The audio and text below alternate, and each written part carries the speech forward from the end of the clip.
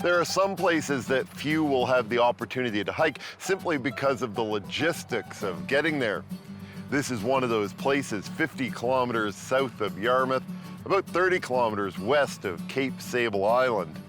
This place is home to graves. It is home to 2 villages of sheep, home to migratory birds, and of course, being an island in the North Atlantic, it collects all the debris from the Gulf of Maine. This is Seal Island, and it's where I'm on my walkabout today. Seal Island is not a big place. It's the largest of a group of islands, but even then it's only a little over 4 kilometers long and less than 1 kilometer wide. Europeans named the island sometime around 1604 when Samuel de Champlain and Nicolas Denis noted the island on maps as they were traveling by. They saw a large number of seals and named it Île aux Loups Marins, which translates to the island of the sea wolves. There are still seals in the waters off this island, but you don't see them in near the same numbers Champlain would have, largely due to the impact of the seal oil industry. Remember, that was also the time when they claimed you could put a bucket in the water and pull it out full of haddock. So one of the things you can't help but notice on an outer island like this is the amount of debris that washes up. I mean, here is a fairly expensive Ufos sandal, and of course the fishing debris. And you know, like these are buoys that would mark lobster traps, and the colors would tell you whose they are. The lobster traps themselves, it's really easy to blame the fishermen for this, but of course this equipment is really, really expensive, and it isn't the kind of thing that they are going to want to lose. So they're interested in protecting it, but the ocean is just so violent that it brings all this ashore and rips it off the bottom. But I think what's worse is the garbage you see around, like plastic bottles like this, which come from anywhere. They can come from beaches, leaving things when you're going out and making sandcastles one day. It's a real shame, and there are regular beach cleanups, so you can imagine just how much ends up on these shores.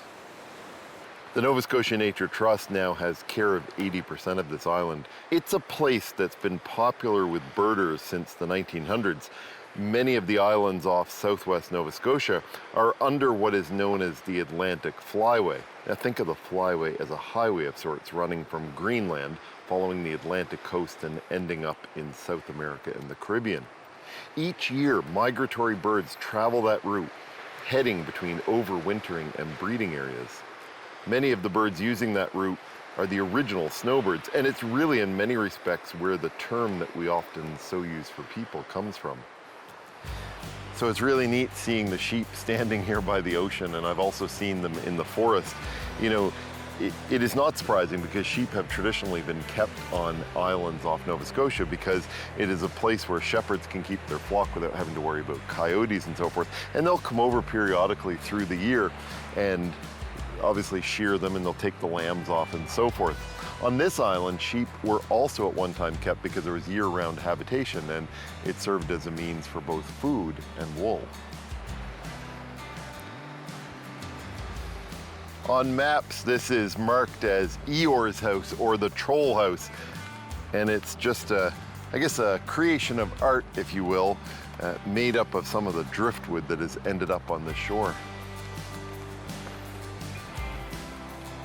This is simply known as North Home, and it was originally just a simple cookhouse, but in the early 1900s, birders became aware of this island and they started making trips here to catch a glimpse of the species they were most interested in. Well, by the 1960s, some of those birders decided to purchase this property and make it a home, and in more recent years, some of the descendants of those original bird watchers have fixed the place up. Lighthouse keeper records of bird sightings go back before 1900. Tens of thousands of birds stop on this island on the way to other locations. To give you an idea of just how many birds can be found here during migratory seasons, single-day counts of individual birds have at times included 5,000 robins and 500 raptors. Many of the at-risk species, such as harlequin ducks, Rusty blackbirds and barn swallows have been seen here, as well as birds of conservation concern such as Atlantic puffins and Leach's storm petrel. This pen is used to help round up sheep around the island so that they can shear them when the time comes. And judging by some of the wool down here, shearing was done fairly recently. To my left, crossing this rocky beach, is the west side pond, though in reality it crosses the island, held in by beaches on either side. The collection of buildings after the pond is known as the Fisherman's Reserve. The area around these buildings is not part of the conservation area owned by the Nova Scotia Nature Trust. It is the former West Village and remains important to the fishing industry. So when settlement came to Seal Island, it was not actually for the fishery, it was because of the shipwrecks in this area. There are very dangerous shoals and rocks off this shore, and hundreds of shipwrecks. There was a grim tradition that started where townsfolk from Barrington and Yarmouth would travel every spring to this island just to bury the dead. On one trip alone, it said that they buried 21 bodies in a single day in a shallow grave. This became all too much for some who felt a moral duty existed to assist stranded mariners. In 1823, two families, the Hitchens and the Crolls, settled on the island. You might wonder why someone would want to move to such a remote place just to help people they didn't know. But Richard Hitchens himself had a personal connection. He'd been shipwrecked in 1817 on Cape Sable and married Mary Kroll, who had heard stories of the deaths on Seal Island from her father, who was a preacher in Barrington. Well, it wasn't long after building their homes here that Edward Kroll and Richard Hitchens began lobbying for funds to build both a wharf and a life-saving station. And in 1827, 4 years after they arrived, those were built. And with that, people started to arrive here, and villages were created both on the west side here and on the east side. And it's the east side that I'm headed to after the break.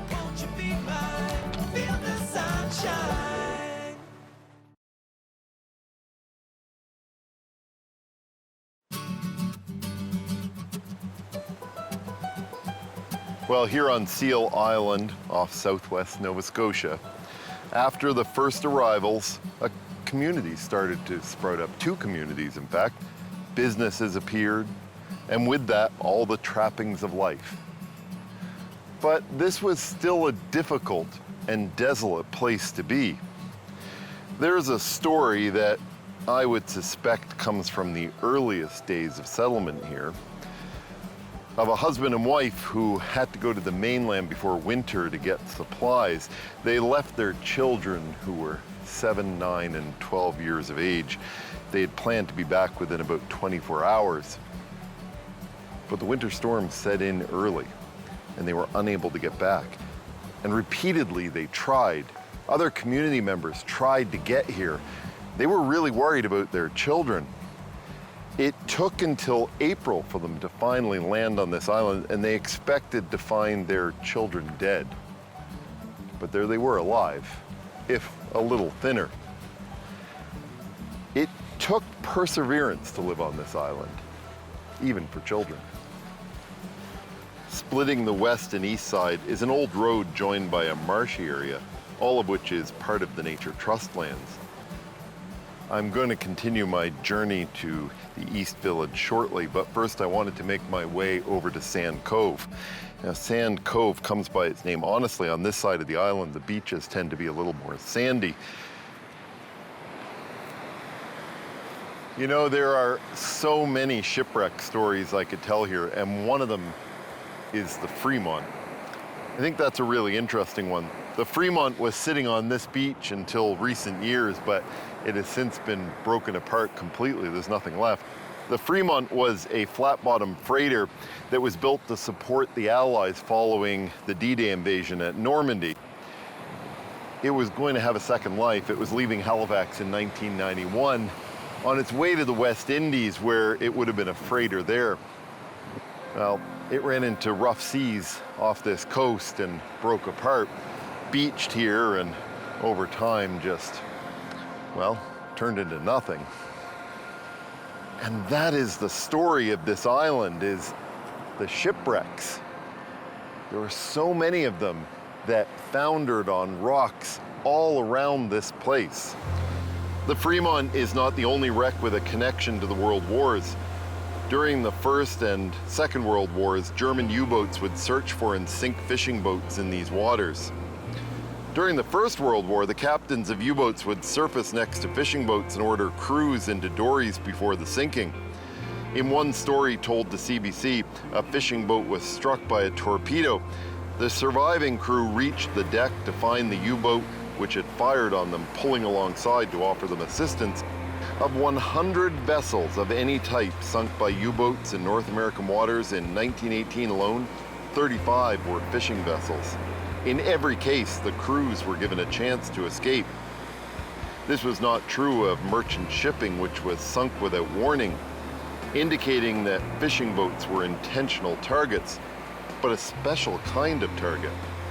While historians aren't quite sure why fishing boats were attacked, especially in World War I, it's believed it may have been in retaliation for the British blockades of German waters, which had deprived Germany of access to the fisheries. But by World War II, Germany decided fishing boats were legitimate wartime targets, and warnings and assistance to fishing crews were no longer required. Nonetheless, many captains continued to provide such warnings. I've now reached the East Village. Now, the East Village is the location of many former homes, and some are still seasonally occupied, although most of the activity these days is on the west side of the island, mainly because that's where the wharf is. This side did have a slip, although it's been battered by the waves, and a breakwater that was once here has been largely reclaimed by the ocean. One of the really interesting things you find in the East Village on Seal Island is this dog cemetery. And this was a cemetery created by a woman who went by the name of Miss Winnie, and she was the wife of one of the lighthouse keepers here on this island. And she loved her dogs, so much so that she created this cemetery, and this is where they're buried. This island once included a post office, a school, and a lobster cannery, in addition to the homes and life-saving operations. Also here was a church. That building, built in 1906, has more recently been restored and is at times used for special summer services when people come over from Clark's Harbor. Well, off the south coast of this island, there's a rock called Blonde Rock, and it's named for the 1782 wreck of the HMS Blonde, which was a 32-gun British frigate. Now, it was carrying 65 prisoners from the American Revolutionary War. It was January, and they rode here in absolutely brutal conditions to Seal Island. And they hunkered down until April, when an American privateer by the name of Noah Stoddard arrived, and he rescued them. Now, of course, he freed the American prisoners. He was American after all. But he also freed the British crew, and that would become very controversial. Despite the fact that Stoddard had conducted numerous raids against British towns in Nova Scotia, including quite a significant one against the town of Lunenburg, he would become persona non grata in the United States and would ultimately be exiled to Halifax. Another of the many wrecks along this coast was the steamer Ottawa. It was 1891. It was a dark, rainy night. The ship was nearly brand new en route to St. John, New Brunswick, when it too struck Blonde Rock at 5 in the morning. A gaping hole in the engine room flooded the ship, and waves began to wash over the decks. Despite the damage, everyone aboard successfully abandoned ship, but one lifeboat overturned, trapping the ship's stewardess, Annie Lindsay, and another man. The man was rescued, but Annie died at age 28. Annie's body was brought ashore and it was buried right here. Now, the captain would not provide any information to the locals about Annie's relatives, and so they never found out about her fate. The captain, in fact, said that Annie was better off dead. The islanders took care of her grave, and in fact, they made this gravestone. Island legend suggests that her body at one time was disinterred, and evidence was found indicating that she had been buried alive. And so, to this day, Annie's ghost roams this island, reliving that day. You know, so many wrecks here. Annie is probably not the only ghost that walks these roads and these trails. After the break, I'm going to be headed to the south end of the island, where a project was undertaken hoping to reduce the number of shipwrecks.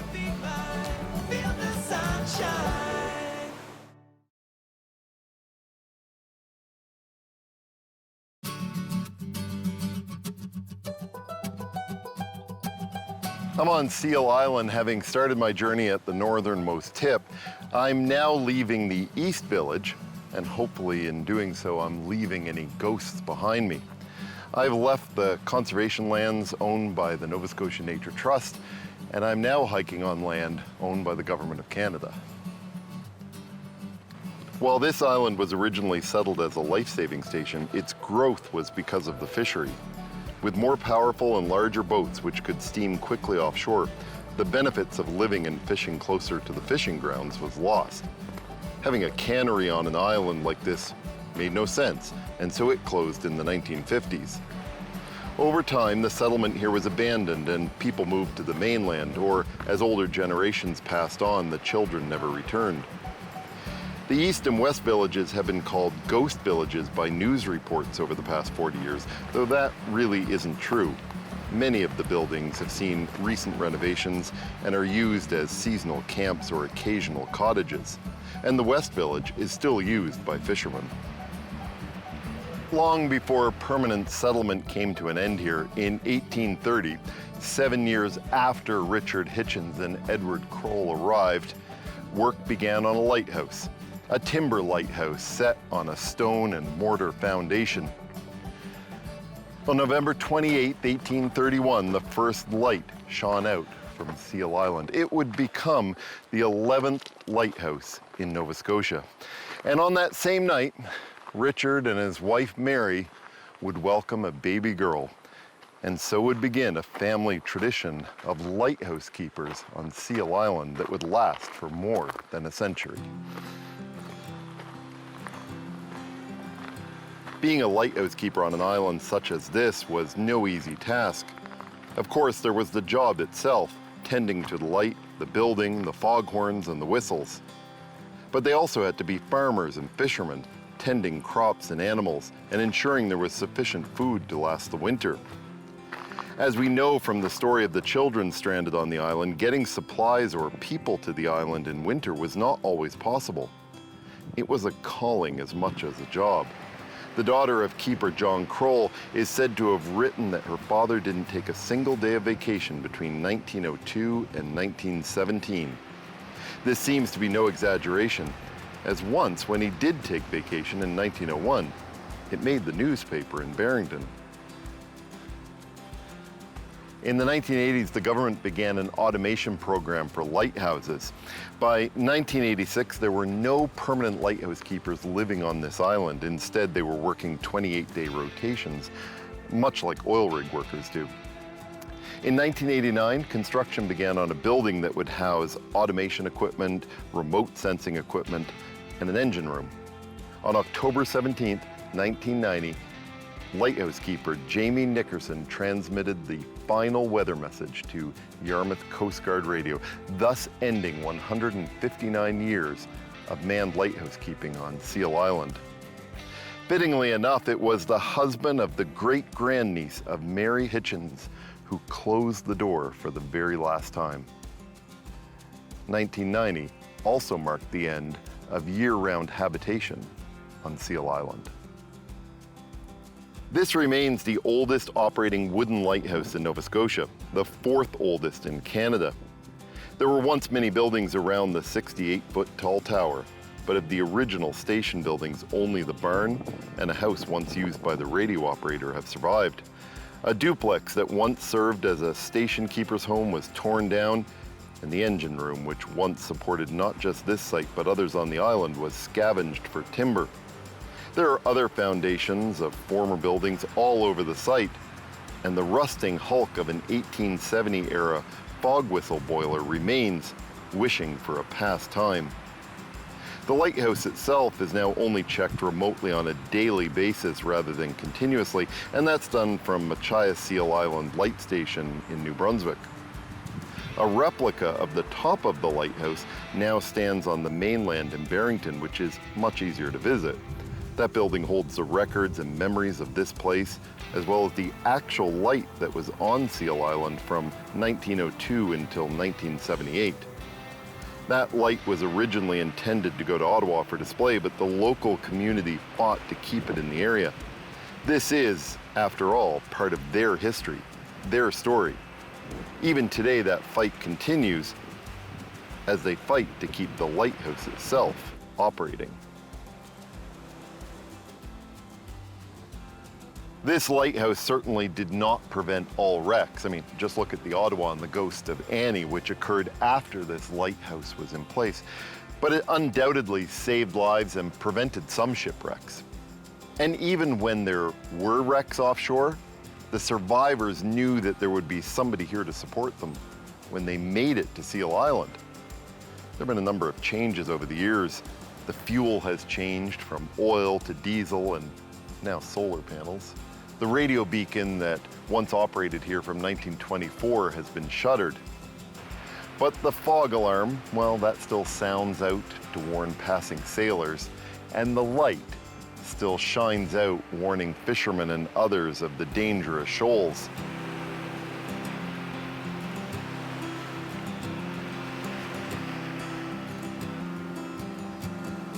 Life on this island has changed much like the lighthouse has changed over the years.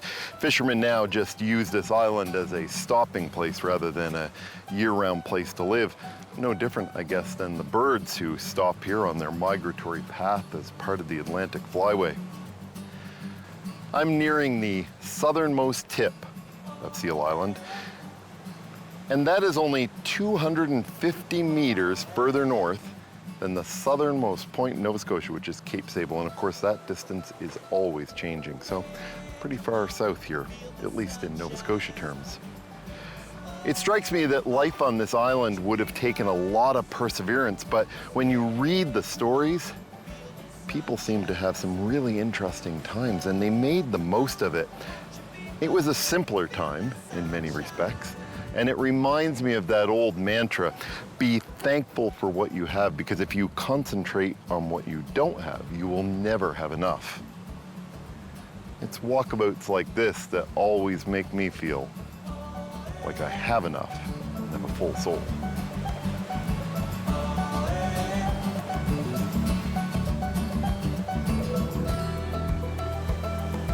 Hey, come on, feel the sunshine.